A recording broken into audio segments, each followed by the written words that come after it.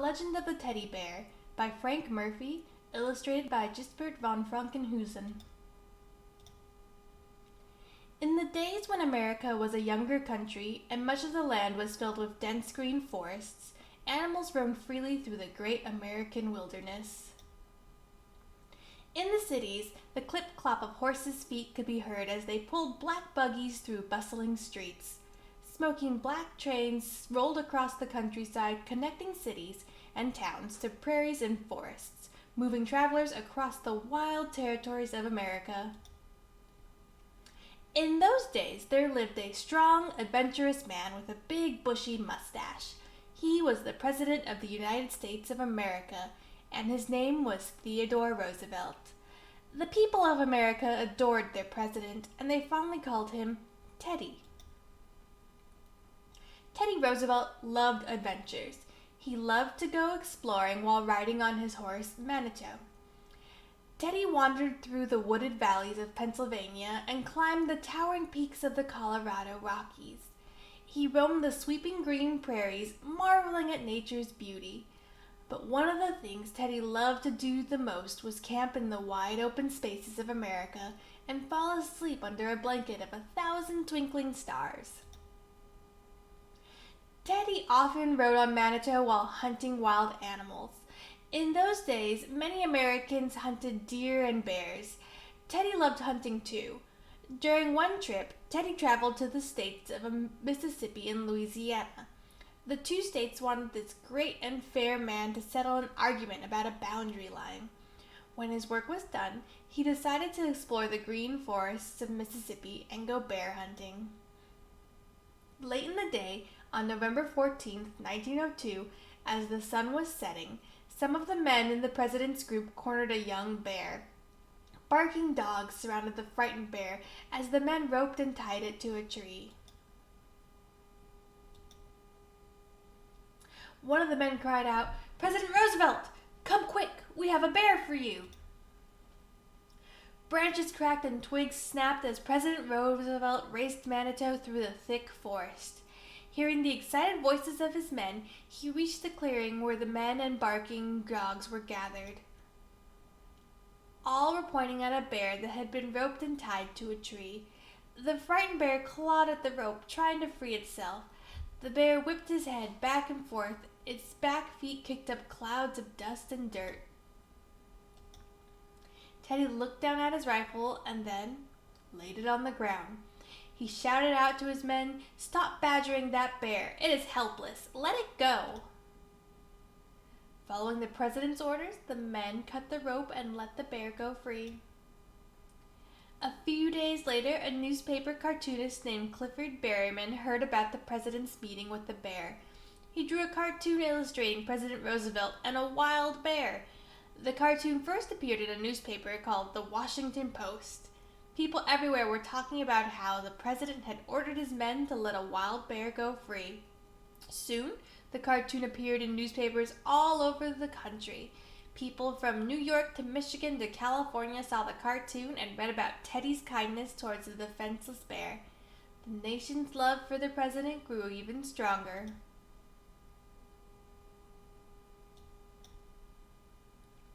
A couple from New York, Rose and Morris Mitchum, saw the cartoon while reading their morning newspaper and, like so many other people in America, were touched by what President Roosevelt had done. Rose and Morris owned a candy shop. They loved having children visit their shop. Big glass jars stuffed full of brightly colored candy lined the shelves. The smell of peppermint and lemon drops and licorice sticks filled the air. There were shelves of porcelain dolls, shelves of wooden toy soldiers, and shelves of wind-up toy trains. Rose and Morris talked about the president's kindness as they prepared to open their candy shop that morning. As they talked about the bear cartoon, an idea for a new toy was born. Rose and Morris thought children might like a soft, cuddly toy, something a child could squeeze and hug while drifting off to sleep. They decided to make a stuffed toy bear. Rose and Morris both agreed that a soft, furry material the color of golden honey would be perfect. Morris skillfully cut out the pattern for each little lemon paw. He cut out the pattern in the shape of a bear's head and body and then handed them to Rose. Rose always enjoyed sewing and sat quietly humming as she sewed the pieces together. She tenderly filled each part with fluffy stuffing. Each limb was attached to the body with a special metal wheel that was hidden underneath the golden fur. Just like a real bear, this toy bear's limbs could move. Rose gently held the little bear's paw as she checked to see that each little limb moved up, down, and all the way around. Next, Rose used shiny black boot buttons for the eyes. As she delicately sewed black thread into the honey fur, forming a little nose and a mouth, Rose's eyes sparkled just like the boot button eyes of her new little bear. Rose nuzzled her face against the golden honey fur and thought, "You little bear will make a child very, very happy." The next morning, Rose awoke early and began to make another toy bear. As she sat touching the soft fur, Rose imagined how wonderful it would be if all the children in the world could have their own special bear. Rose and Morris excitedly placed the two stuffed bears in front of the window of their candy shop. They smiled proudly at their two golden-colored bears as people passing by stopped and admired their new creations. The little bears didn't sit very long in the candy shop window, though. Before the end of the day, both bears had a new home. While Morris was closing up the candy store that evening, he suddenly realized that they needed a name for their toy bears. What would be a good name? Teddy's Bear, he thought. Morris wondered if their adventurous president would mind if they named their toy bears Teddy's Bear. Morris thought the proper thing to do would be to ask the president if he minded, so he decided to write him a letter. In the letter, Morris told the president how Mr. Berryman's cartoon had inspired him and his wife to create two toy bears and how the children loved them. Morris told him how they were going to make more soft, cuddly bears, but they needed a name for them. Morris asked the president if they could use his name. While Morris was writing the letter, Rose began making another bear to escort the letter to the White House. Stitch by stitch, Rose carefully sewed the bear. While she was stitching the little bear, Morris thought of something. "Rose, I believe our little messenger should dress up for such an important trip." Morris thought a vest would be very proper for a White House visit, and Rose agreed. Rose cut and sewed a little vest. Next, she slipped the fancy vest onto the bear's little body. Then she fastened a small gold chain from one vest pocket to a buttonhole. It looked like their bear was wearing a pocket watch, just like President Roosevelt. Now the little bear looked ready for the White House, their hearts and minds filled with excitement as they gingerly placed the letter and the bear into a box. Rose and Morris addressed the package to President Theodore Roosevelt, the White House, Washington, D.C. Rose and Morris worried that a busy man like the President of the United States wouldn't have time to answer a letter about a toy bear. Day after day, week after week, Rose and Morris waited for a reply. They eagerly searched their mail for a letter from the president. Finally, one day, they received an envelope from the White House. Morris's hands trembled as he opened the envelope. Rose's heart pounded.